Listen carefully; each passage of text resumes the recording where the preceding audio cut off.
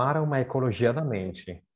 E então, antes de começarmos com as questões, com os hóspedes, eu vos comunico que simplesmente eu sou Valéria, sou uma estudante do Instituto Universitário Sofia de Política. Eu levarei vocês hoje nesse nosso encontro. E, antes de tudo, para os idiomas, para ter a tradução, vocês acham do lado direito, embaixo, o pulsante interpretação. Por questões técnicas, e vocês já têm algumas perguntas, vocês podem escrever essas perguntas na chat Question and Answer, porque a outra chat será simplesmente utilizada para questões técnicas. Nos desculpamos por esses meios telemáticos com os quais estamos trabalhando nesse momento de pandemia. Agora não quero levar muito tempo ainda, então passo logo a palavra ao nosso professor Piero Coda, que foi o primeiro diretor do nosso instituto. Atualmente é o coordenador da área de Ciências Humanas, Ecologia e Filosofia e também o diretor da Escola de Pós-Doutorado. Bom dia, professor, com você. Bom dia, Valéria, e bom dia a todos vocês que estão presentes. Eu quero dar boas-vindas com um brevíssimo pensamento. Uma cordial saudação aos nossos relatores, palestrantes de hoje, professor Michele De Beni, a professora Antonella De Ponte, que foram entre os pioneiros com mais de 10 anos em Sofia, daqueles percursos interdisciplinares nas ciências humanas, pedagogia e psicologia, que atualmente estão confluindo de uma forma prometente nesse novo endereço de estudo. Obrigado, Michele, obrigado, Antonella, pelo vosso compromisso nesses 10 anos passados, pela vossa perseverança, por ter acreditado nesse percurso e obrigado pelo contributo para o futuro que vocês estão dando hoje. Uma saudação também cordial e, além mais, ao descanso de exceção que hoje temos conosco, o professor Alberto Zucconi, o qual nos presenteia com a própria fala e com a própria amizade.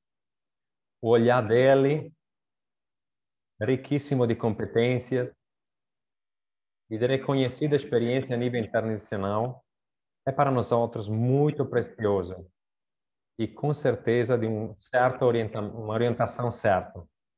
A sua palavra nunca cai no vazio, mas nós iremos aproveitar sempre. Isso também porque, pela experiência amadurecida nesses anos, agradecendo com a mediação, através do conhecimento com ele, o olhar dele não é somente objetivo e imparcial de fora. É tudo isso, sim, e é muito importante, mas, ao mesmo tempo, é um olhar empático e sinérgico por dentro. Então, nós nos sentimos profundamente entendidos, com misericórdia, olhados nos nossos limites, mas compreendidos profundamente no desejo que nós estamos querendo colocar em prática. Obrigado por estar aqui conosco e, mais uma vez, como já aconteceu, que se sinta em casa, porque Sofia é a sua casa. Um brevíssimo pensamento. Nesses últimos dias, me curtiu muito positivamente, mexeu comigo uma entrevista com o neo-ministro italiano da Pública Istrução, Patrizio Bianchi, do governo Draghi. Ele dizia assim, como slogan: nós precisamos fazer uma escola nova, juntos nós conseguiremos. É um bom pressuposto fazer uma escola nova nesse cenário difícil que está sendo agora nessa pós-pandemia, uma escola nova, um compromisso que parece se encaixa muito bem com o título do webinar e vocês queriam dar a esse encontro? Pensar. Porque escola, nós sabemos, do grego escolé, chama aquele espaço de liberdade que a gente pega, toma dentro dos compromissos da vida, em amizade, para dividir juntos o que é de verdade importante, o que é decisivo para a nossa existência e criar de consequência o nosso viver. E pensar é um verbo intensivo, ele vem do latim pendere, e significa ponderar com precisão. Por isso, escolher e pensar vão profundamente juntos. Não podemos ter um compromisso em amizade e liberdade, porque essa é a escola, espaço de liberdade e amizade, senão como um exercício de ponderar com atenção o sentido e o valor do que nós somos chamados a viver juntos. Uma escola nova nasce colocando em comum esse espaço de liberdade e esse compromisso em ponderar novos pensamentos, repensar o pensamento, como diz Edgar Morin, o capital mais importante que nós temos entre as nossas mãos, o capital humano. E Sofia tem como compromisso justamente isso. Fazer nascer uma escola desse tipo, junto com muitas outras experiências, laboratórios, oficinas que estão começando nesse momento, que são mais que necessários. O convite é a reler o número 0 da nossa revista Sofia, que apresenta um pouco o programa do novo Instituto, no qual existem, entre outros, duas contribuições importantes, uma de Chiara Lubick, que fundou o nosso Instituto, e nessa contribuição se diz o objetivo dessa escola, e ela chama essa como escola, mesmo sabendo que fosse uma universidade, no sentido alto da escola dos gregos, da escola do latim, é ensinar a sabedoria, o gustar, saborear o sentido da vida. E depois, além dela, Dom Pasquale Foresi e uma belíssima contribuição, cujo título A Vida Faz Entender, uma nova escola de pensamento. Ele deseja que nasça uma nova escola de pensamento nesses termos. Precisamos começar a realizar em uma autêntica comunhão e amizade de vida essa nova escola onde a formação seja humana, plena, total, com o compromisso do todo o nosso ser, determinando a nossa vida, a nossa existência, para sempre. E é somente pela vida que vem a felicidade, a paz e o conhecimento que os livros sozinhos não podem dar. Isso é entendido por não quem se baseia somente na cultura nocionística das noções, os razão abstratos, mas quem, na realidade, tem compromisso em viver. De consequência, em pensar nessa lógica e nessa forma. Então, acho que estamos no bom caminho. Vos desejo um bom trabalho e teremos oportunidades de nos falarmos novamente para avaliar os resultados a médio prazo e a longo prazo para dar vida a essa nova escola. Obrigado. Obrigado, no específico, ao amigo Zucconi. Eu preciso vos deixar porque tenho um compromisso com o webinar contemporânea com a América Latina. Um bom trabalho a todos vocês. Obrigado. Obrigado, Piero, professor Coda. Mesmo se longe, esse é o clima que nós temos sempre nessa universidade.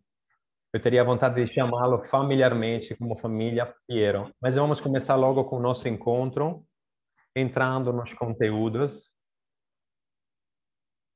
Eu dou o bem-vindo ao nosso primeiro hóspede, o nosso primeiro palestrante, o professor Michele De Beni, um pedagogo e um psicoterapeuta estudante de Edward de Bono no campo dos estudos estratégicos, colabora como coordenador europeu no projeto internacional de pesquisa Cognitive Research Trust, mas, sobretudo, para nós, é um professor da nossa universidade.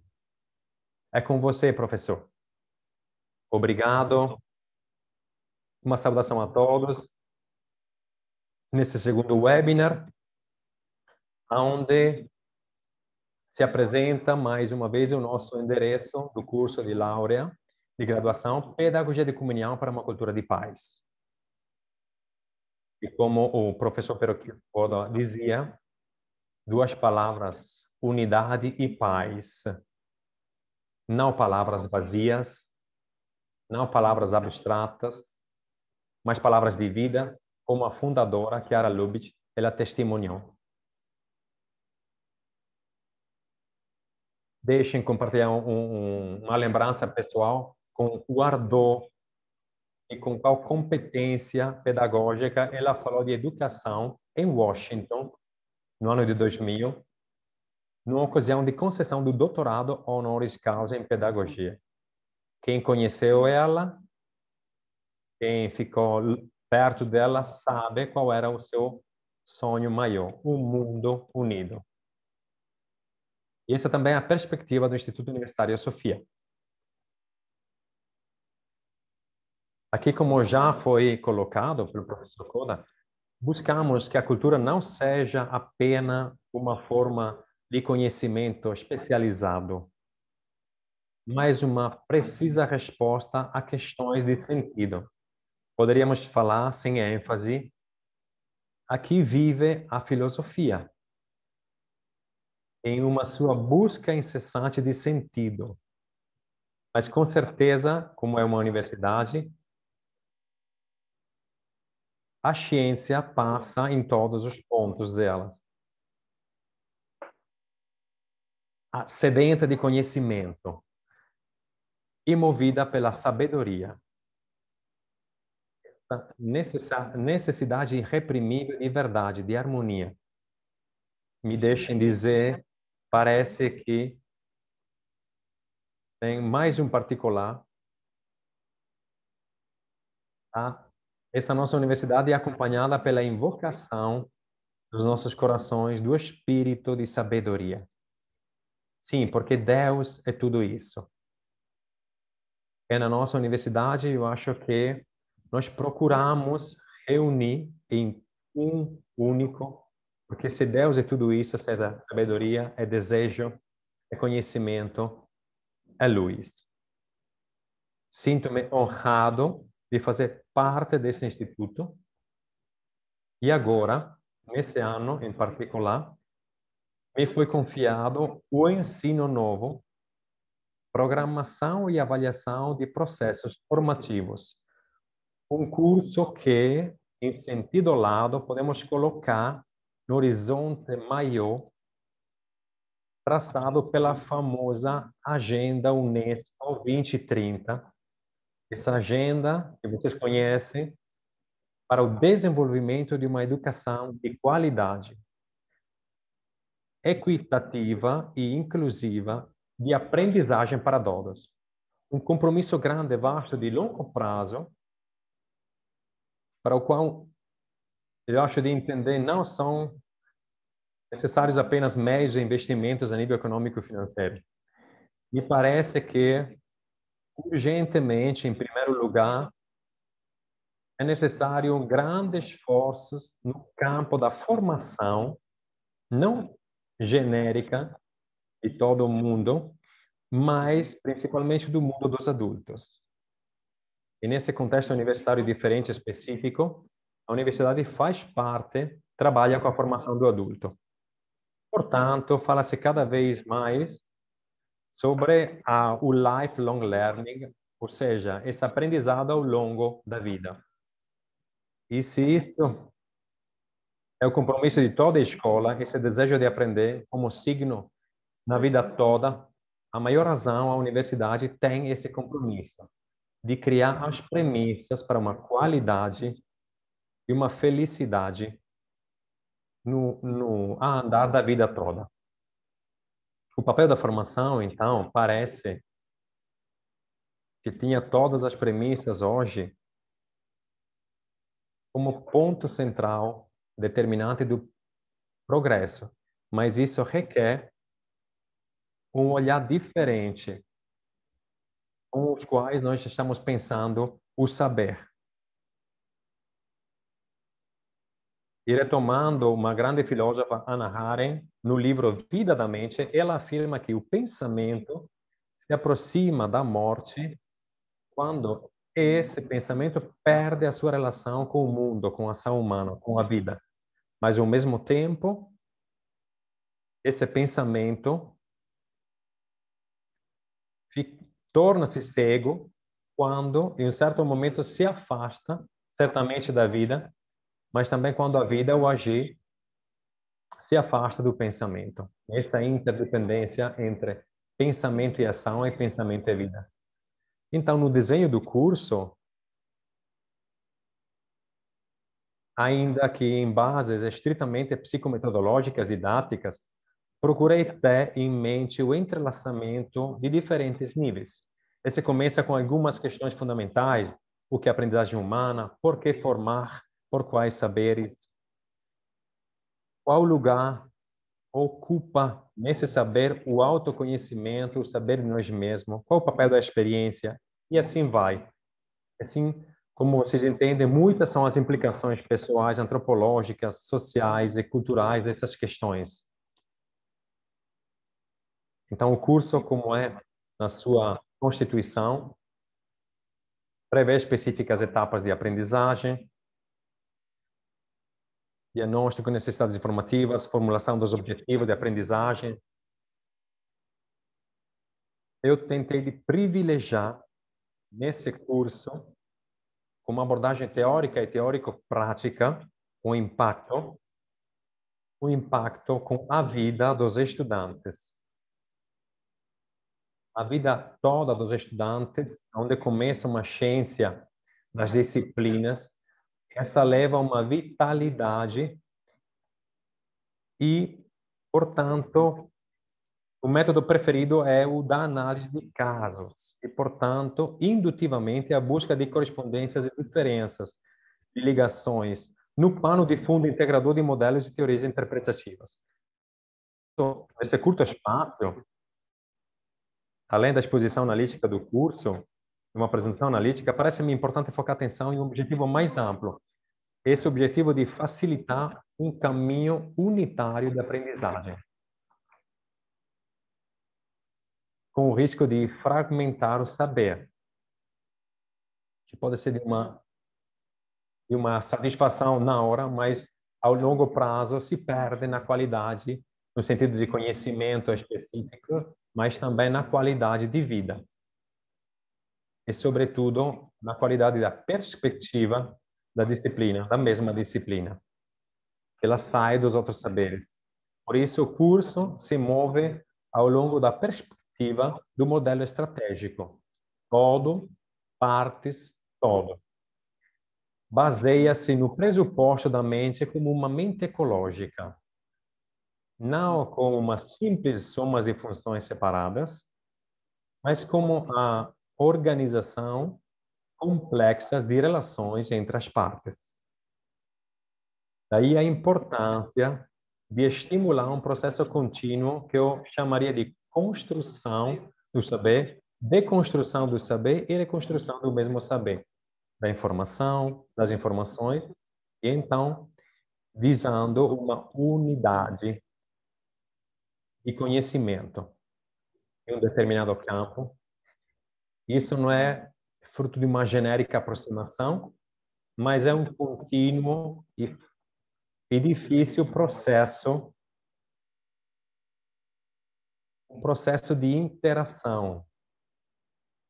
E, no mesmo tempo, é um ponto de partida e um ponto de chegada. E um esquema indiferenciado da psicologia das gestas parece que não é ainda claro. É por isso que das partes ao todo e do todo às partes, podemos chamar ele um percurso de validação cada vez mais definido, que abre a novas reestruturações.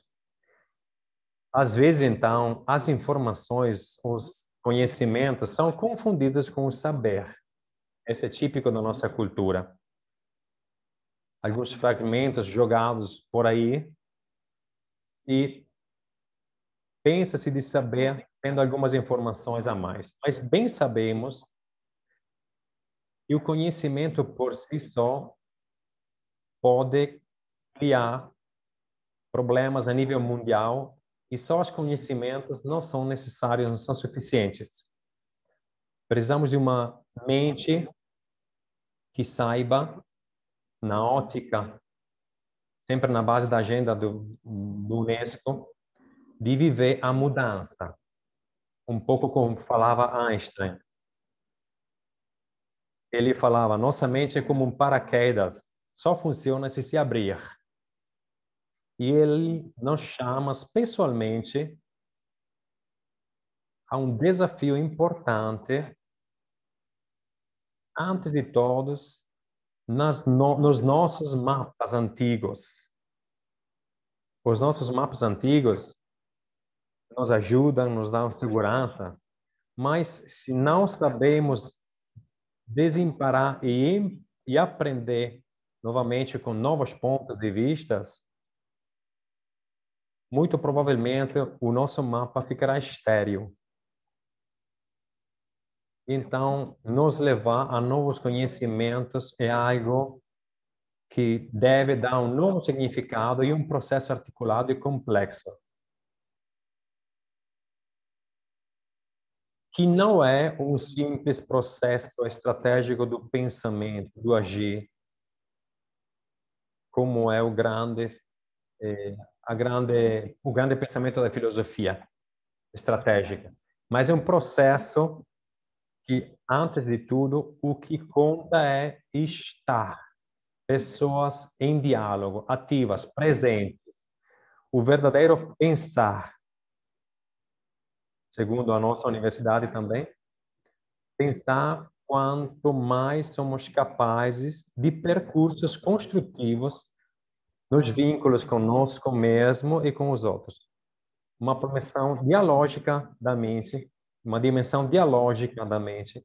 Compreendemos também a importância que nesse processo de construção, desconstrução, reconstrução, como processo contínuo, uma posição central assume o erro. O erro já foi visto como constitui o centro motor, o centro epistemológico, o culminar epistemológico. E aqui está o desafio maior de se libertar da ignorância das coisas, mas também da ignorância de não saber. Daquela forma de ignorância de segunda categoria, como Sócrates falava, eu não sei de não saber. Uma forma de saber que nós deveríamos fazer nossa e para ser alcançados, para superar, para ir além da ignorância, com as boas intenções, ou até às vezes estratégicas ou metacognitivas, que não requer simples adesões a ideais abstratos, mas outras características. Uma mente operativa que decide de sair dessa condição. Uma mente humilde, aberta, curiosa, capaz de ver além do limite, do conflito que as ideias e os preconceitos podem ter. Nesse sentido, retomando o título do nosso curso, é uma mente de paz, uma mente da unidade, da paz. Um desafio que chama todo o ser, a pessoa inteira. Verdadeiramente é uma grande joia de estar aqui conosco o professor Zucconi, que é sobre a pessoa, ele me fez, junto com Rogers, o seu grande maestro, um ponto fundamental de formação. E então, parece que nós temos na frente um desafio de dar oxigênio a uma bela mente, porque é livre, não prisioneira de esquemas pré-estabelecidos. que é capaz de se abrir, que nada ela guarda para si, que sabe aproveitar de tudo para ser aberta, não só como uma curiosidade, mas uma abertura como presente do saber, como dávida do saber. Parece que esse seja o fundo integrador do curso Planeamento e Avaliação dos Processos Formativos, e nesse fundo pretende mover-se e ser um instrumento de mudança, como dizia Hamheid, pelo amor do mundo. E como foi o maior desejo de Chiara Lubich, quando ela afirmava: o meu sonho mais louco, quando irei até você, meu Deus, é de levar até você o mundo entre os meus braços. E do ponto de vista da minha disciplina, eu diria: o sonho maior é de levar até você, meu Deus, um ser mais formado, porque mais humano. Obrigado.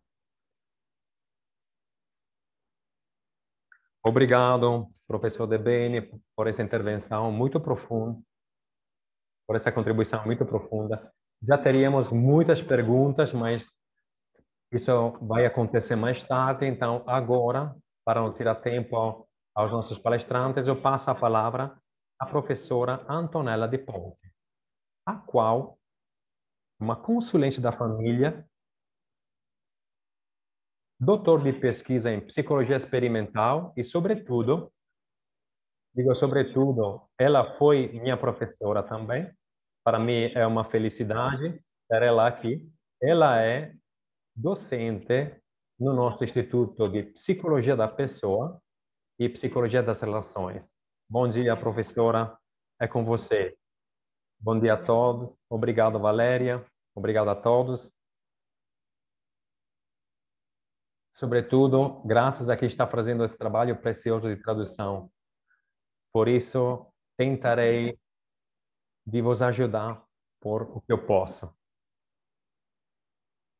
Queria começar um pouco pela minha experiência. Ensinar psicologia da pessoa, para mim, foi uma formidável oportunidade para reflexão e elaboração de anos de estudo e de ensino que eu tinha nas experiências antes de Sofia. Quando eu cheguei a Sofia,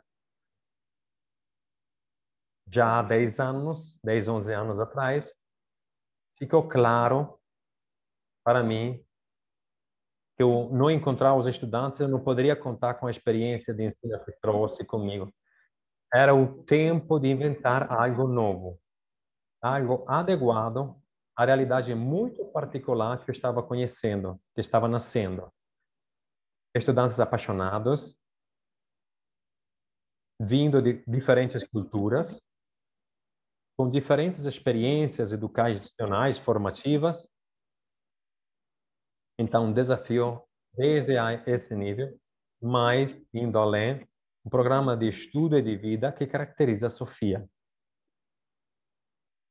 Em suma, tudo era uma desafiante realidade composta que exige novas faces, e esse tudo exige um novo esforço, um esforço de co-construção do caminho, do percurso, respeitando os papéis e, ao mesmo tempo, numa abertura recíproca inédita, sem precedentes. Psicologia da Pessoa é um curso introdutório, desculpe, que visa, é um escopo ambicioso, visa buscar uma perspectiva comum sobre o modelo de pessoa que emerge da comparação com as principais orientações no âmbito da psicologia. O comportamentalismo, a psicanálise, o cognitivismo, a psicologia humanista. A pergunta pela qual estamos procurando as respostas: quais são as visões a respeito do ser humano e do seu funcionamento que cada escola carrega consigo, que cada autor carrega consigo? E se seja possível encontrar pontos de concordâncias, de acordo, uma antropologia, pelo menos em parte compartilhada, pela qual começar para encontrar a pessoa. Essa é a pergunta com a qual nós estamos entrando no caminho, na evidência de cada percurso, de cada ano. O percurso, então, que nós tentamos fazer, começa do conceito de indivíduo como uma unidade isolada, sem história, sujeita à ação de variáveis e condicionantes, até o conceito de pessoa. Esse percurso passa necessariamente pela relação com o outro, que, de mero agente de influência do comportamento, passa a ser um coprotagonista em que, na construção de uma realidade compartilhada, dentro da história sempre nova. O Gergel dizia em 1999: carregamos os rastros da história. Tudo o que somos e fazemos está saturado com os rastros das relações atuais e próximas, mas também distantes no tempo e no espaço. Ao mesmo tempo, cada momento é novo. E temos a oportunidade de nos encontrar o outro de uma forma sempre renovada, sempre nova. O outro como outro de mim e como outro a respeito de mim. Ou seja, o autoconhecimento é o resultado da relação com o mundo, com as situações, com os outros, com as situações complexas e articuladas que a vida me coloca na frente e que são o território de ação das minhas possibilidades, potencialidades e recursos. Para usar uma metáfora, essas articulações são o palco no qual se desencadeia a coreografia da nossa existência. E embora haja solos, há mais frequentemente pas de trois, valser, tango e outras danças. A psicologia cognitiva tem destacado os processos mentais que organizam nossos conhecimentos, seja o conhecimento de nós mesmos ou do conhecimento do mundo e dos outros. Ter consciência significa adquirir graus de liberdade de comportamento e de pensamento, mesmo que tudo isso corra o risco de ficar confinado no espaço estrito de um individualismo asséptico e, por certos aspectos, em certas discussões em nível de ciências psicológicas, tudo isso até que não encontre a necessidade de relacionalidade do ser humano.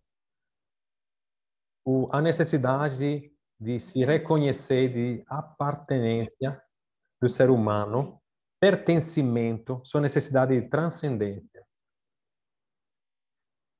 Sempre Gerger, ele diz, vocês entenderam que é um autor que eu gosto muito, mas não é único. Ele diz várias coisas belas e diz: a liberdade contém um vazio que somente a relação pode preencher. E o ser relacional, do qual ele fala, nos leva a superar essa dicotomia entre a liberdade e o determinismo, que é um dos argumentos de discussão desde sempre da cultura, considerando, em vez, o mundo e as pessoas em termos de confluências relacionais. É um conceito que eu gosto muito, porque indica a possibilidade constantemente renovada de criar algumas coisas a partir do encontro com o outro. Para passar do eu ao nós, é essencial o encanto, o se encantar. Algo a mais sobre os valores, sobre o vínculo. Algo que deixa esse vínculo transcendência. O encontro, de fato, cria uma terceira realidade, que não pertence às pessoas em relação, mas ao mesmo tempo as exprime, além do que poderia ser um compromisso inicial, um desejo inicial de cada pessoa na relação. Essa terceira realidade é o lugar da reciprocidade potencial. É o lugar da construção de si, mas também do outro, da realidade, do sonho. A esse ponto, após o curso de Psicologia da Pessoa, começa o curso de Psicologia das Relações. Mas esse é um outro discurso e vamos deixar ele para uma outra vez. E eu paro por aqui. Obrigado, vos agradeço. Obrigado, professora, porque como sempre é um prazer ouvi-la. E agora chegamos ao nosso último, mas último somente por ordem de intervenção, o nosso último hóspede, o professor Alberto Zucconi. Bom dia. Bom dia, professor Zucconi. Teríamos muito a dizer sobre o senhor, mas procurarei ser breve para deixar mais espaço para a sua intervenção.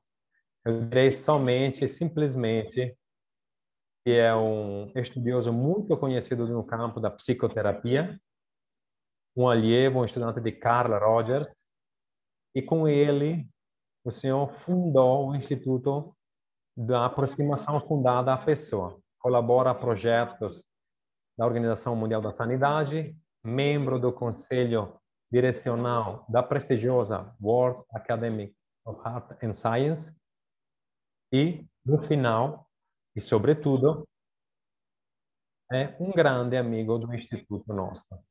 E por isso, nós lhe agradecemos por estar aqui hoje. É com vocês. Obrigado. Eu também espero que vocês me chamem Alberto, porque é verdade que eu me sinto em minha casa, em Sofia, porque é o vosso mérito. Eu frequento muitas universidades no mundo inteiro e raramente acontece que eu me sinta em casa. Porque foi o bom Piero Coda que me lembrou, Michele de Beni também, e a professora que até agora, até hoje, não tinha o prazer de conhecer, Antonella De Ponte. Como o tempo é breve, eu tentarei dizer algumas coisas, mas não é o prazer de compartilhar e ser também com os pés no chão, lembrando que temos tradutores que dão a possibilidade de nos comunicarmos com pessoas com outros idiomas, outras línguas. Então, eu também quero agradecer os tradutores, mas também o amigo Michele, amigo e colega, por esse convite. E então, para chegar ao ponto, que explica também porque eu me sinto em casa aqui.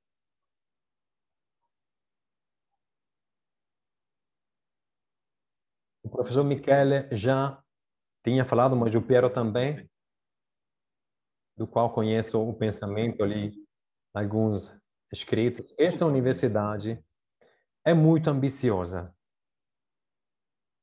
Muito, muitíssimo. Por quê? A minha síntese do que eu vi hoje e também em outros momentos, a minha síntese é que essa síntese sublinha que ter noções, e tem muitas, não seja confusa com o saber. Mas depois, ainda mais significativo, parece-me, e por isso é ambiciosa, juntas é uma escola para construir juntos processos que eu falei que são de sabedoria. Parece-me digno de nota, sempre se tocam dois instrumentos e são todos dois em sinergia mútua e são afinados. Muitos de vocês testemunham de forma sensível e compreensível a própria fé e uma religião. E do outro lado, e esse é o belo, ao meu olhar, se professa o respeito sagrado da pessoa. E vocês estão abertos, tanto como colegiado de professores, a pessoas. Porque quem de verdade é religioso e pertence a uma fé, não pode querer uma outra pessoa, mesmo que seja com uma outra religião, ou ateu com dúvidas, mas ver que é uma boa nova. O suficiente é que ela seja uma pessoa. Isso vocês articulam, como o professor Di Beni dizia, sublinhando a importância de todo o tempo da formação, ou de aprendizado, que justamente dividia nossa mente no saber. Muitas vezes, as universidades e a educação, ao meu ver, são parte do problema e não da solução, porque eles dão instrumentos que são concentrados somente ou quase exclusivamente sobre o saber. Mas o saber é inútil se depois nós temos a possibilidade de aplicá-lo de forma eficaz, que é a segunda parte importante, o saber fazer. Mas saber e saber fazer pode até ser muito perigoso para ir em senso contrário às boas intenções. A história está cheia. Por quê? Porque precisamos de uma terceira perna, o saber ser. Terceira coluna. E aí parece-me que De Beni também é um psicoterapeuta também, e é claro, tentarei de comentar o que eu entendi da professora da Ponte. Tem como objetivo uma outra meta ambiciosa. Como sem saber ser não existe possibilidade de estar em sinergia entre o saber e o saber fazer, o objetivo, eu gostaria de dizer ético, político, sociológico e antropológico. Então, eu estou totalmente de acordo. E a Academia Mundial da Ciência, o meu instituto, colaboram plenamente com as Nações Unidas para um futuro sustentável. Eu acho que isso seja o relevante da vossa universidade, de ter consciência que não existe somente a necessidade de ser ambiciosos e apontar a co-realização, coprodução de sabedoria, mas que cada pessoa sábia não pode ser interessada somente à própria profissão ou somente aquisindo conhecimentos interdisciplinares. Nós precisamos de ser intersectoriais e então, qual o melhor objetivo juntos de trabalhar de forma coerente para alcançar um universo, um planeta, um futuro sustentável. Eu acredito muito e tenho um prazer grande em ouvir isso. Estou honrado e estar com vocês que são irmãos e irmãs nessa caminhada, porque isso vai decidir a sorte do nosso planeta. Nós somos parte da solução ou vamos pertencer como parte do problema. Por isso, a sustentabilidade justamente, e aqui também tinha a andragogia como link,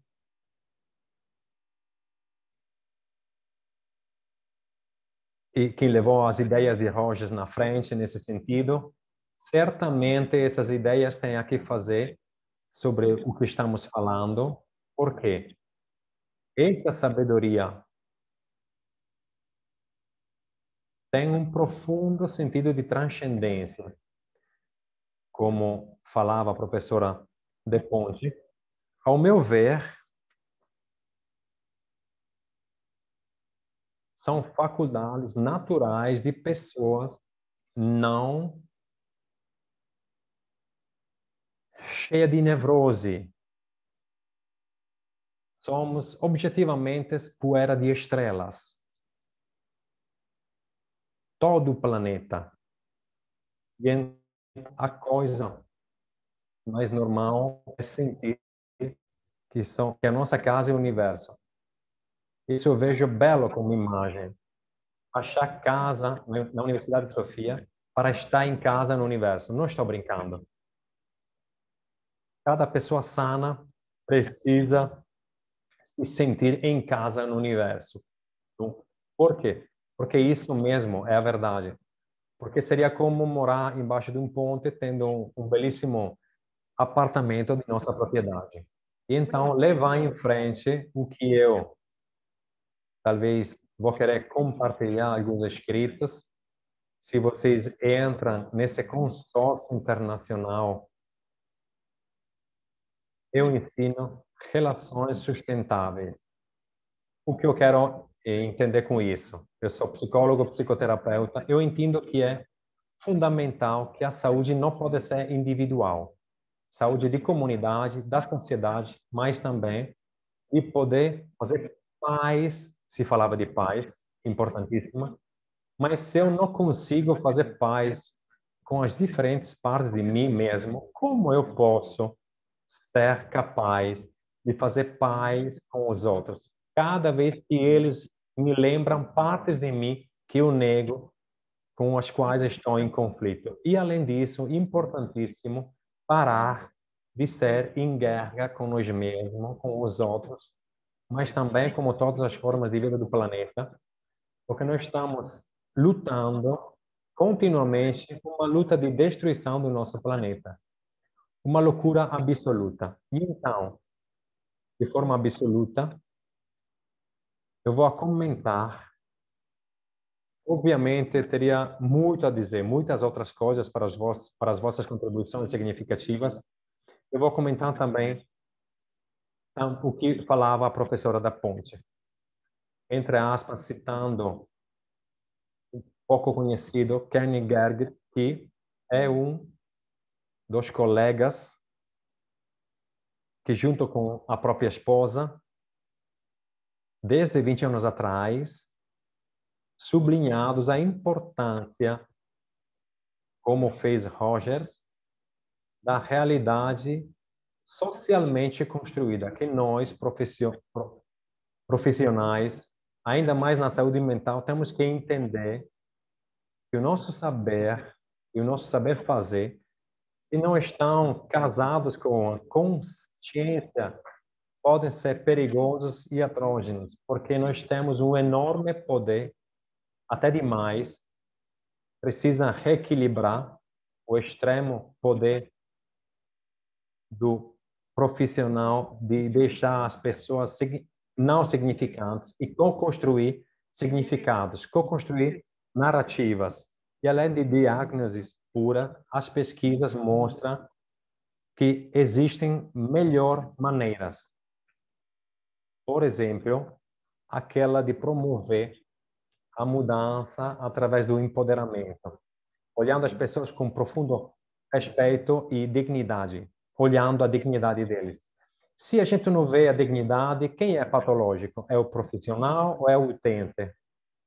A professora dizia uma coisa muito importante. Todas as construções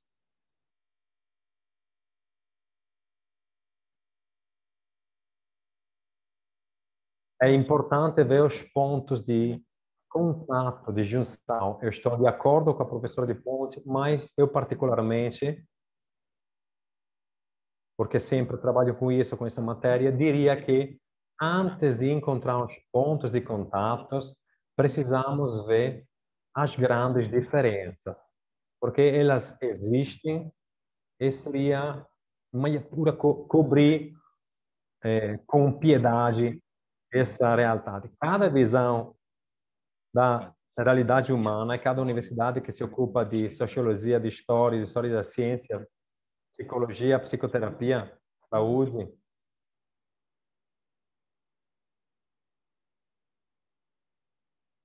saúde pública. Desculpe, às vezes o inglês entra no meu cérebro. Enfim, pela natureza humana, a construção social que define a minha pessoa, hebreu, católico,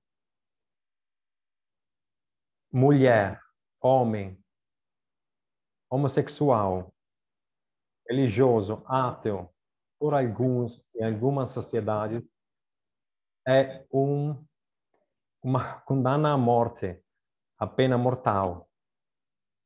Tudo que é definição de natureza humana é extremamente político, sobretudo se quem a propõe é uma autoridade. E cada profissional é uma autoridade a respeito de outras que não têm essa função social. Queremos refletir um pouco sobre o impacto enorme do efeito iatrógeno que no 800, não para culpabilizar quem propôs isso, mas para uma falta de visão, a ignorância não consciente de propor que a visão da natureza humana é que a maior parte das pessoas, as mulheres, são afetas a uma síndrome incurável,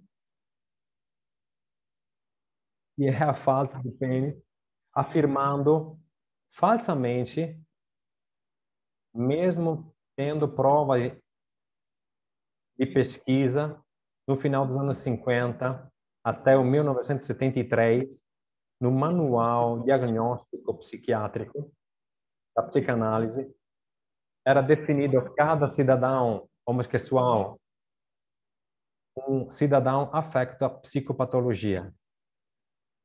E eles sabiam que não era verdade. Nós temos todas as minutas das reuniões do diretivo da American Society of Exception. Mas pior ainda, eles fizeram um censimento, uma coleta de dados entre os psiquiatras dos Estados Unidos, mesmo sabendo que era uma fake news, algo de não verdade, aprovaram um grande... Os psicólogos americanos, entre os quais eu também faço parte, eles esperaram um ano inteiro. Então, a visão que nós temos da natureza humana é muito importante compreender que quando nós estamos definindo a natureza humana, nós estamos fazendo um ato político, porque a natureza humana, da natureza humana são generadas as teorias psicopatológicas. Então, sendo essa a natureza humana, como se desenvolvem os problemas e entre as visões psicopatológicas emergem as teorias da terapia. E então, não rever hoje de uma forma crítica as visões que nós temos da natureza humana e da mudança, eu diria de verdade, ser parte do problema e não da solução. Pois é muito importante, as pesquisas nos dizem, e aqui termino, as pesquisas nos dizem que tem os denominadores comuns. Rogers foi o primeiro a fazer uma pesquisa e esses dogmas postulados. Todos os terapeutas que têm um profundo respeito pela pessoa e que vê ela sem julgar, ela, a pessoa, sem ver a pessoa como um mosquito embaixo do vidrinho, mas sentindo-a empaticamente, se aproximando da própria fenomenologia, e quem se relaciona saindo da própria aproximação de apartenência são mais eficazes. E, além disso, todas as psicoterapias têm em comum, obviamente, a esperança. E qual que seja a situação, possa-se fazer alguma coisa. Mas temos muito ainda a trabalhar. Por anos ensinamos na universidade que a esquizofrenia é uma síndrome de tipo uma prógnose infausta. Mas não é essa a verdade. A verdade é que, se você vê como uma doença crônica, você faz algumas profecias que se auto-revelam. E muitas coisas mostram que eram fake news. E a universidade tem grandes responsabilidades morais e científicas gravíssimas. A universidade fez mal a muitas pessoas ensinando o falso. Água fresca, fria, de um pequeno rio, chegar em poucos lugares como a Sofia University, que tem professores como vocês. Se eu tivesse 60 anos a menos, eu teria vontade de me inscrever com uma bolsa de estudo, e boa sorte e parabéns.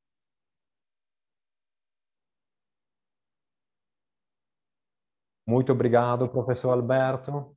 Obrigado, porque fui extremamente claro, profundo, com competência, mas também conseguiu estar em uma posição de relação horizontal. Isso é extremamente apreciável da sua parte. Não quero tirar o tempo. Chegaram muitas perguntas, então, antes de passar a palavra com a primeira questão, eu vos lembro, me desculpem as coisas técnicas, mas precisa fazer isso. Eu lembro para vocês as perguntas, se vocês podem enviar na chat questions and answer. E quem quer, pelo canal YouTube, tem uma chat ao lado do vídeo. Agora, nós temos a nossa regia que está olhando as várias questões e, entretanto, logo a nossa regia passou a primeira pergunta para o professor Debeni. Então, vamos começar com essa e depois vamos em frente. Estou lendo como chegou a pergunta. É uma professora da escola de segundo grau da cidade de Brescia, na Itália, e ela pergunta se o professor De Beni poderia explicar como em Sofia sejam colocadas em ato essas aberturas dialógicas da mente na pesquisa científica e também a assim chamada transdisciplinaridade. Essa professora lhe pergunta ainda, professor Beni, afirmando que ela participou com grande satisfação aos cursos Wikiad Education e então pergunta qual poderia ser a função de Sofia na construção de percursos de lifelong learning para professores e educadores no geral. Peço desculpa, antes de passar a palavra, eu esqueci, meu erro, de os comunicar de quem queria falar. Tem a possibilidade de levantar a mão embaixo. Quem gostaria de participar, além de escrever, pode utilizar essa possibilidade, levantar a mão e participar da discussão. Professor De Beni, é com você. Certamente uma pergunta muito complexa, que tem pelo menos 3 dentro dela. Tentarei dar algumas pequenas ideias para responder. Acho que, feita de um professor de uma escola de segundo grau, essa pergunta, visando um hipotético percurso universitário, pensando aquele que será a vida e a capacidade de pensar, de entrar em relação com os estudantes que a professora tem, De primeira vez, o Evangelho de João de hoje diz, quando se refere a Caifa, ele profetiza que Jesus teria morrido não pela própria nação somente, mas para juntar juntos todos os filhos de Deus que estavam desperdidos. Também eu acho que o título que nós demos a essa nossa conversação, Mente Ecológica, seja um pouco o fio condutor e nos faz discutir o que é que significa ajudar a pensar os nossos jovens. Parece que tem duas características para mim que deveriam ser importantes, tanto nas escolas, nos colégios, mas também nas escolas primárias, programas internacionais extraordinários que se baseiam sobre o ensino e a formação nas escolas das estratégias de pensamento, como utilizar o pensamento de uma forma produtiva, construtiva. Todos esses projetos, infelizmente, não são muitos colocados em prática, mas eles têm dois grandes fatores: a capacidade de entender, de perceber a realidade como fragmentação, por uma parte, compreender todas as partes que estão articuladas e, no mesmo tempo, unindo essas partes a uma cultura unitária. E como dizia o professor Zucconi, não se fala de conhecimentos, de interdisciplinaridade, mas é importante valorizar na construção de amplas áreas de conhecimento.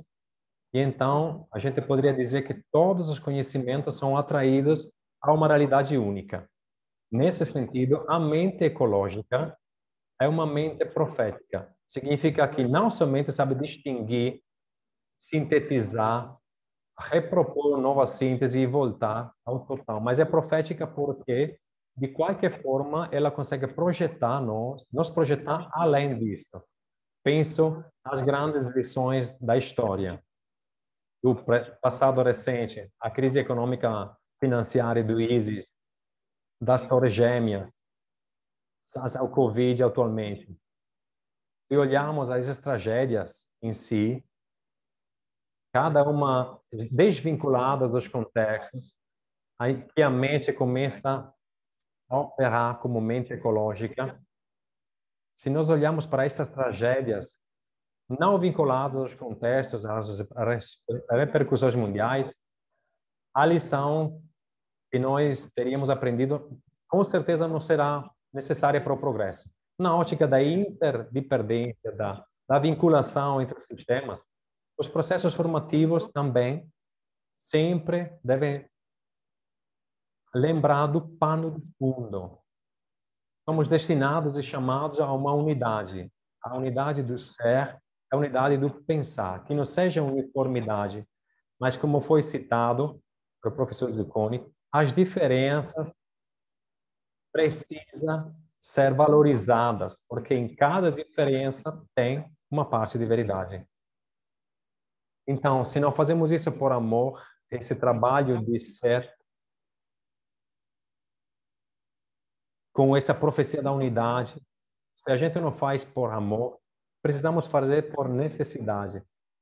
Pensem na esquizofrênica lição que os estados estão dando agora a respeito das vacinas. Fake news para ganhar o poder e vencer a concorrência, porque fragmentados, míopes, a fragmentação é contrária à interatransdisciplinaridade.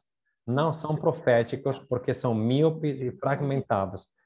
Temos a convicção, então, eu vou concluir, que a pesquisa de um recíproco e mútuo respeito e ajuda será um bom destino para o pensamento. Trabalhar para uma mente aberta, nesse sentido, a formação tem uma própria função profética.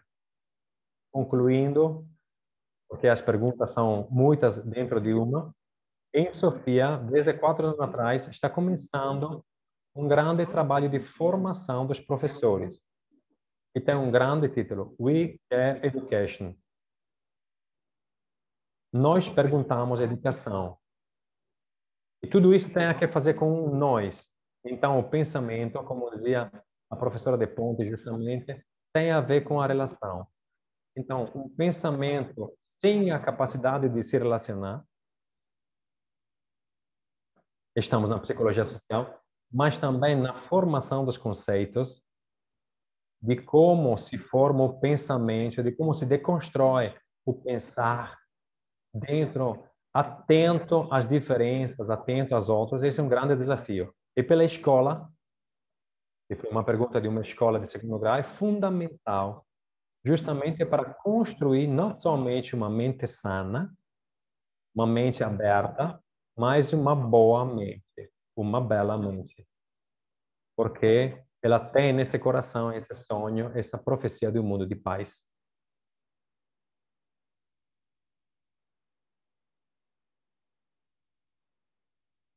Então, nós temos uma pergunta pela professora De Ponte. Pergunta: a escola ensina a pensar, mas não a se relacionar. Quando é importante isso? Por que não é ensinado? Não tem um ensino à relação, a se relacionar com os outros? De verdade, não sei se eu estou completamente de acordo com essa afirmação, porque, com certeza, a escola, de vez em quando, tende a centrar, a focar a atenção sobre os objetivos, sobre as coisas a aprender, sobre os objetivos da aprendizagem, sobre as noções. Mas a situação atual está nos dizendo de uma forma muito forte: a escola é um lugar de relação. A escola é o lugar, um dos lugares para a excelência. Eu encontro o outro e preciso me mensurar com o outro. E isso, eu acredito, seja fundamental. Provavelmente, novamente, o professor Michele poderia fazer mais do que eu por toda a sua experiência em um âmbito escolar. Eu agi pouco, mas eu posso dizer que, com certeza, poderia ser explicitado mais essa função de educação, a relação que a escola poderia ter. Isso com certeza, e teríamos muito trabalho a fazer. Eu acredito que isso comece também de cada um de nós. Acho que todos nós temos a nossa experiência de estudantes, a começar dos primeiros anos, indo além, experiências de professores, professoras que nós lembramos, em sentido bom, em sentido menos bom. Não é que nós lembramos deles por algumas mais específicas motivações, mas justamente pela relação que foi possível ou não foi possível criar, pelo reconhecimento que eles nos deram como pessoas. Acho que esse é o nível ao qual podemos chegar e todos podemos fazer algumas coisas. Pelo restante, a nível político e de reestruturação, tem trabalho a fazer e estamos esperando as pessoas de boa vontade. Mais uma pergunta para o professor Zucconi. Sou uma professora da escola média e jornalista. Por favor, ao seu parecer, qual é a função da comunicação em promover a saúde da nossa sociedade, da escola e de cada single escola? Bom, na realidade, eu tinha respondido às perguntas. Com vontade, eu respondo ao vivo. Como já tinha escrito, depende. A comunicação não é boa ou não boa. Eu diria que A comunicação, se a gente entende ela como construção e troca de significados, é uma importante ponte entre pessoas diferentes e constrói a saúde individual e social. Quando entendo saúde, não entendo somente o discurso de eu tenho um resfriado ou Covid. Eu entendo em termos biológicos, psicológicos, sociais. A comunicação, pelo restante, pelo resto, já foi dito, às vezes mata mais a palavra do que uma espada.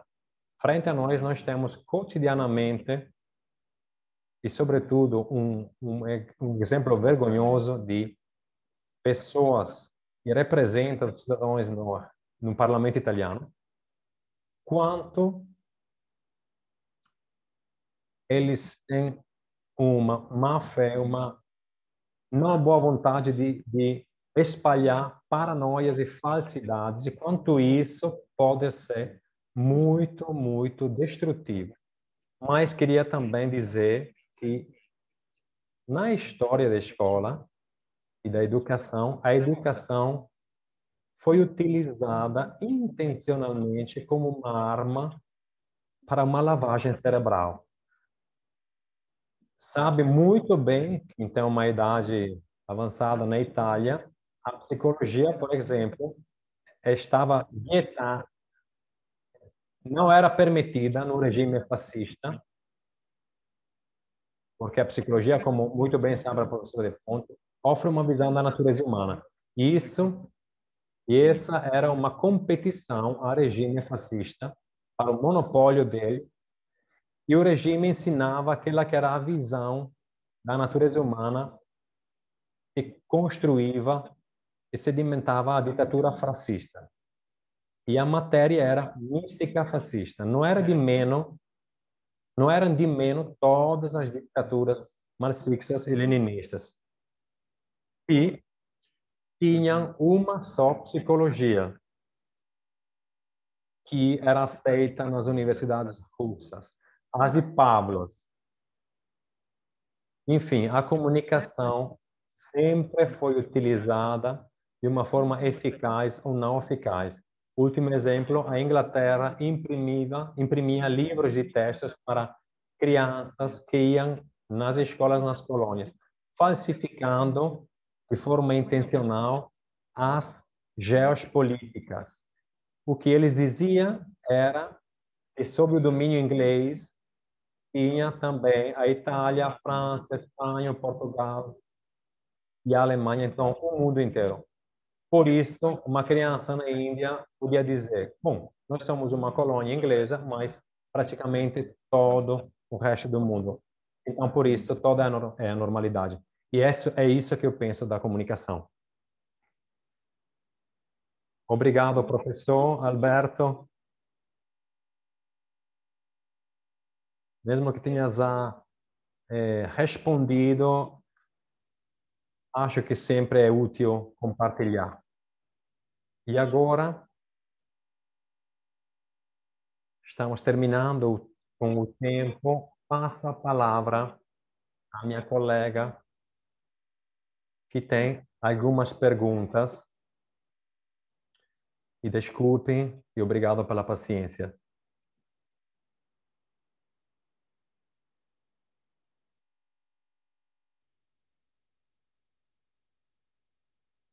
Uma pergunta para a professora De Ponte.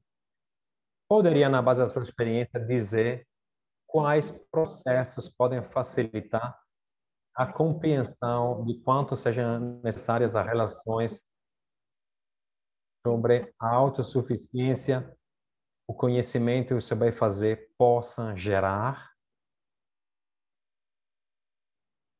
sempre para você, se conhecer desde o encontro com o outro é uma perspectiva muito rica, que me encanta. Se eu entendi bem, é um passo para chegar ao nós. É assim? A senhora poderia dizer algo mais a respeito? Eu, eu estou fazendo essa pergunta porque eu percebo que esse percurso termina com a procura de nós mesmos nos outros. Como poder ir além? O que os pensadores da psicologia da pessoa dizem além sobre isso? Ela poderia indicar alguns pontos importantes nesse percurso?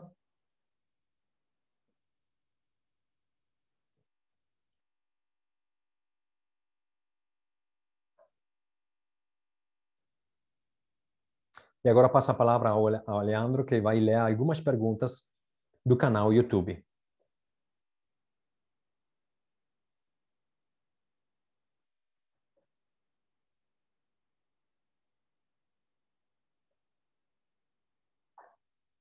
Nós temos uma pergunta da minha colega Martinelli para o professor Zucconi, e ela diz: somos nós, com as nossas escolhas, parte da solução ou parte do problema?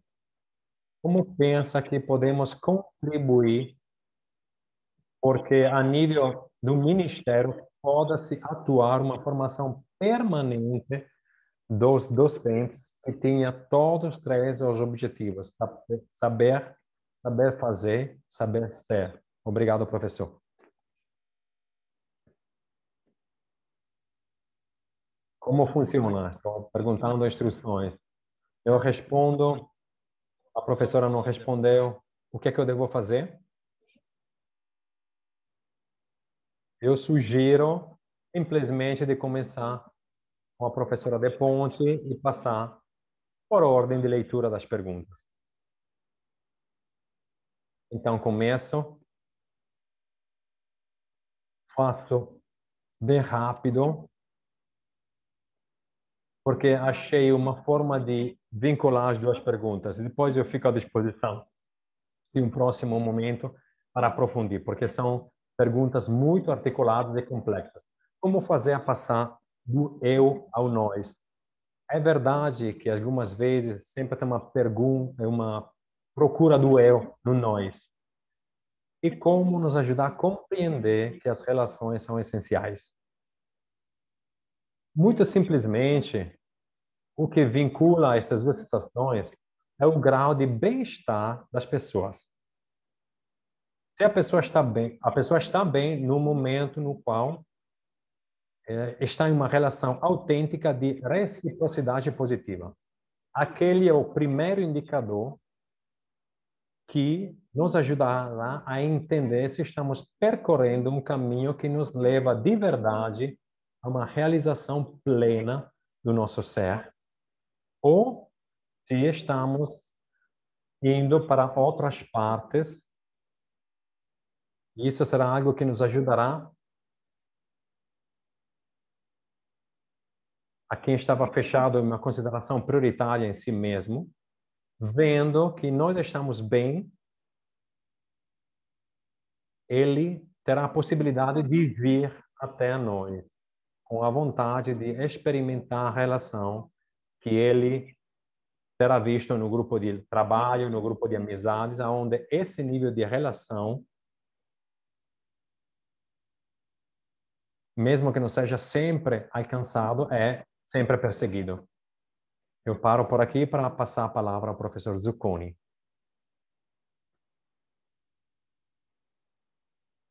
E então, o que podemos fazer? Antes de tudo, em uma sociedade democrática, muito respeito à sociedade que não são democráticas.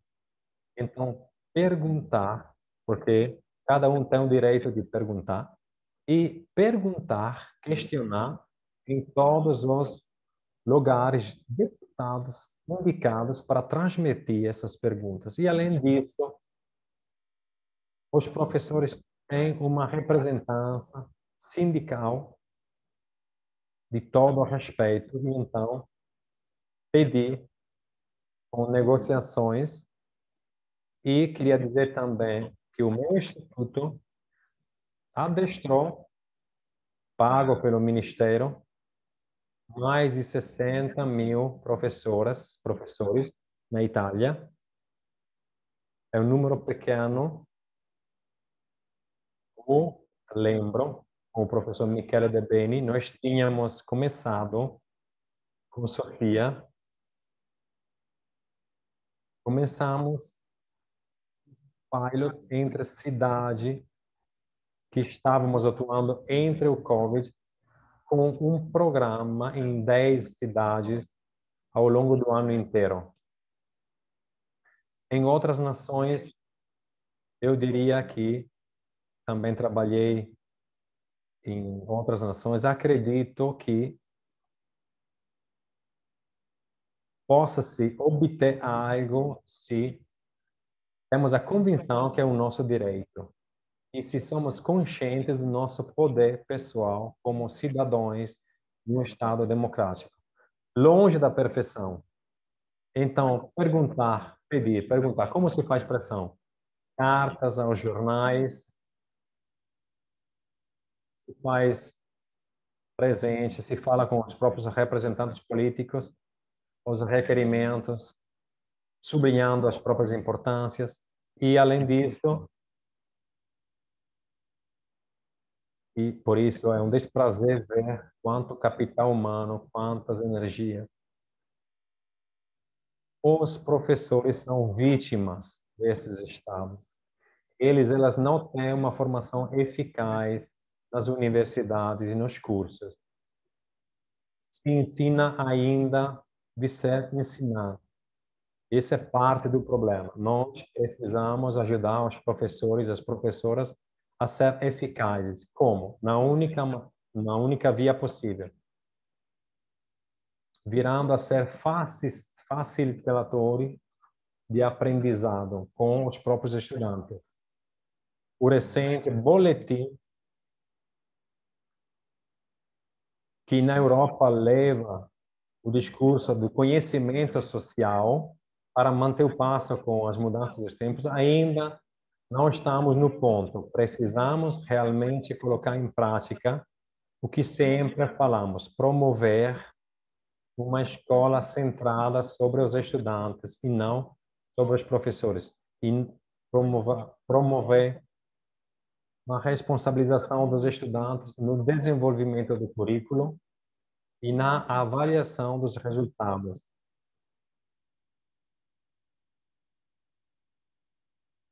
E entre os 6 livros, 2 eram de Carl Rogers. 6 livros utilizados por esse caminho. Então, eu diria, também sublinhando com maior força, tudo isso é um jogar fora recursos humanos e cursos, porque o foco centrado nos estudantes é mais eficaz para todos. Eles aprendem mais, são mais motivados ao aprendizado, mas aprendem também o pensamento crítico e de ser bons cidadãos. Então, é uma loucura, de verdade, continuar com essa disfunção. Qual é o problema? É que para ser um facilitador de aprendizado, precisamos ser mais humildes. Precisamos renunciar à parte do poder. E aí, precisamos de uma mudança. Não só na própria cabeça, mas também no próprio coração. Obrigado, professor Alberto. Eu passo a palavra como uma última intervenção a uma pessoa do nosso público, a senhora Andreas Nois. 2 perguntas. Eu gosto muito disso, mente ecológica, porque precisamos ter cada vez mais pessoas inteiras, pessoas na relação. E parece-me que hoje foi uma inundação, com a inundação de fake news, do relativismo, de cada saber, precisamos de uma coragem para esse processo do qual o professor De Beni falou, de construção e deconstrução e reconstrução. Ter um pensamento crítico, como fazer? Que caminho pegar? E talvez uma outra pergunta? nós conseguiremos, como pessoas de agora de hoje, a passar o nosso conhecimento como presente à humanidade, como humanizar o nosso processo de aprendizado. Obrigado.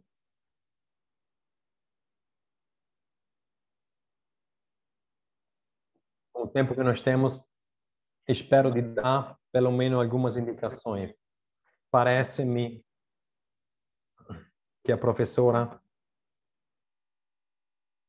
seja de um país do sudeste europeu, pelo acento, parece de conhecer.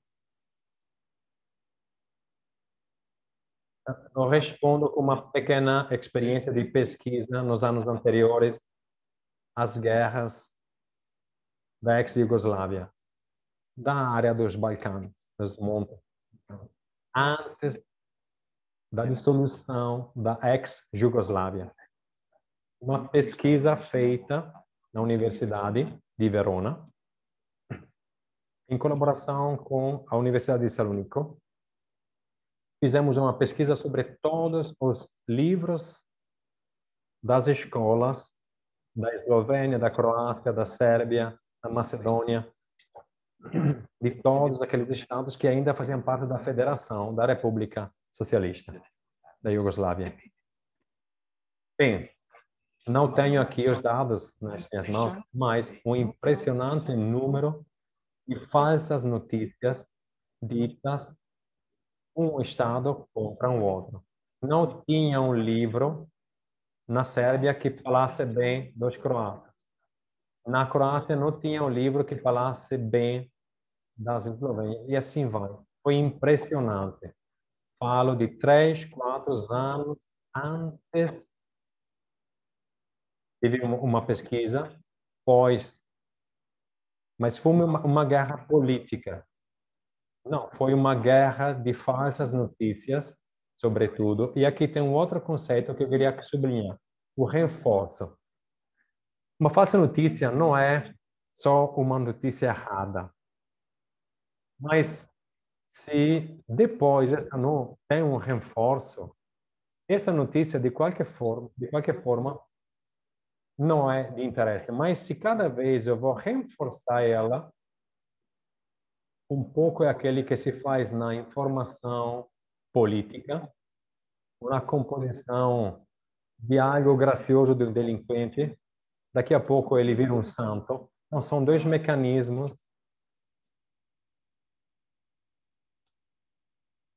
Um é a regra da falsidade. Dados não existem. O segundo é o reforço desses dados, dessas informações para alcançar o objetivo. Então, nesse caso, falo de todas as psicologias dos países autoritários. Aprendeu a regra simples: reforça, reforça, fala mal e reforça, algo permanece. Mas eu queria virar de cabeça para baixo o discurso. A professora falou de presente. A mente ecológica não pode ser que não seja uma mente boa, porque no momento em que eu me informo, eu pego pontos de vista diferentes, somente se sou um criminal posso pensar de não ter visto, de não ter recebido informações. Então, qual é a mente que deforma a realidade? A mente que já tomou uma decisão de utilizar essa informação para o mal. Mas com o mesmo mecanismo, e aqui estamos falando de estratégias mentais, com o qual se constrói um bom mafioso, porque o bom mafioso teria o prêmio Nobel para a capacidade estratégica do próprio pensamento, de ter pontos de vista diferentes, objetivos, consequências, outros pontos de vista alternativos àqueles, ou de chegar ao próprio objetivo. Mas se esse mesmo mecanismo do pensamento nós aplicamos a um objetivo bom, aí há os reforços positivos para chegar ao bem. E então, as falsas notícias têm dois grandes aliados: a vontade do mal, a vontade do bem, ainda não tem os instrumentos, mas se é dentro de si a pesquisa do sentido como presente da vida ao outro, eu encontrarei todos os instrumentos para ser uma mente operante, visando aquele objetivo, achando todas as estratégias, todas as possibilidades com as quais eu posso chegar a criar uma cultura de paz. E parece para mim que seja retomando algo que eu falei antes, quando o pensamento se aproxima à morte, vai perdendo a relação com o mundo, com a relação humana. Mas se nós abrimos a mente, estamos vendo o mundo na própria globalidade, ele é feito também de santos, não de assassinos, de heróis, não só de covardes. É feito de um mundo, e aqui eu reforço, saber focalizar e dar valor, e aqui vale também para a pessoa, ao próprio esforço de que cada dia é virar uma boa mente para chegar a ser uma pessoa democrática, uma pessoa que ama. Essa é a função da mente. A mente é cada vez mais bela quanto mais é capaz de pensar, de ter estratégias corretas. Tanto é mais bela quanto é mais boa, porque o pensamento não é uma capacidade de manter consigo, mas de deixar e se abrir, com a finalidade de levar nos braços o mundo até Deus. Poderíamos dizer de levar o mundo à própria essência mais humana. E aqui tem o grande desafio do pensar, como dizia um grande filósofo, nosso amigo, pensar pelo amor do mundo. Obrigado. Obrigado a todos três, os nossos hóspedes. Eu vos agradeço porque todos três foram extremamente claros e se vê que são pessoas extremamente preparadas e que com grande disponibilidade ficarão. Aqui na regia tem outros estudantes, então todos nós estamos vos agradecendo pela vossa disponibilidade. Agradeço aos tradutores, toda a equipe, o staff e todas as pessoas que nos ajudaram. E eu dou o próximo compromisso ao dia 8 de maio. Não teremos o encontro de abril devido à pandemia, então nós todos nos encontraremos no dia 8 de maio, às 18h30. Para qualquer questão, qualquer pergunta, vos lembra nosso e-mail,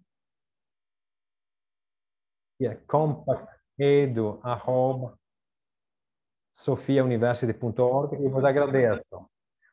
Obrigado, uma boa Páscoa. Obrigado. Obrigado, professor Zucconi.